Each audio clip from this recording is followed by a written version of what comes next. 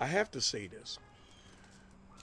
Growing up in Cincinnati, Ohio, my mother had 4 boys. I'm the youngest of 4 boys. I'm the only one who didn't murder anybody. And the men in the neighborhood say, we're not going to let you go like your brothers did. And they talked to me, and they gave me other things to look at. My electrical aspirations came from a local electrician, and I was a big kid. He said, man, come on. I remember starting out digging the ditches for them to run underground cable. And I loved it because, hey, I'm around men who are doing something positive, and I'm holding my own. I'm right there with them. I'm not backing, you know. And I was proud of myself because I'm doing, and then they paid me. And after Katrina, I was blessed. I was one of the first electricians back to work in my neighborhood. But one of the things that we found out, my wife and I, was that there was no produce available. There was no grocery stores open. Here in Algiers, our local grocery store is Winn-Dixie. They didn't come back for 2 years. So we had corner stores. We had the Brothers gas station, which sold chicken, beer, cigarettes, and gas. That's all you could get in our neighborhood. And I noticed, you know, again, I was an electrician. I was working 12, 14, 16 hours a day. I'd come home, I always had good food, and then it took me a while. I'm a little slow. I started realizing, man, I'm having produce. Where's she getting it from? I asked my wife. She said, you haven't looked in the backyard, and I hadn't. She had container pots with different types of produce in it.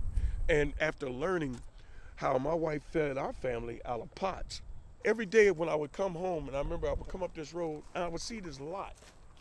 So I kept seeing it, and I said, man, that would make a great garden. I kept asking, I said, nobody knew who it was for. So I went to Parkway Partners because they're a land trust. They can help you find out who owns land and whether you can get it. So when I asked about it, I said, well, the house on the corner is 3300 and it's Magellan Street. Oh, yeah, that's our lot. I said, what are you doing with nothing? Do you want it? I said, yes. Yeah. So again, this was after I was hurt and injured. I needed a place, and after my wife died, I would look at you, why are you living? And she's gone. This great person is gone. And I was struggling with my identity. I was struggling with anger issues. So I wanted to be by myself. So I would come over here and grow. I'd bring my radio and I would sit back and I would grow. And then the kids started coming. I had one incident with the kids. They came in and took all my fish out. And they died. So one of the kids told me who it was, and I went and tracked the kids down and said, look, y'all owe me some work in the garden. Got them to come in the garden and grow them, and they got excited about it. So now I've got these same kids coming back wanting to grow, and that's great.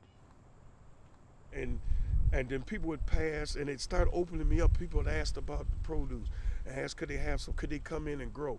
And that's how it started. And then I started realizing people are hungry for food.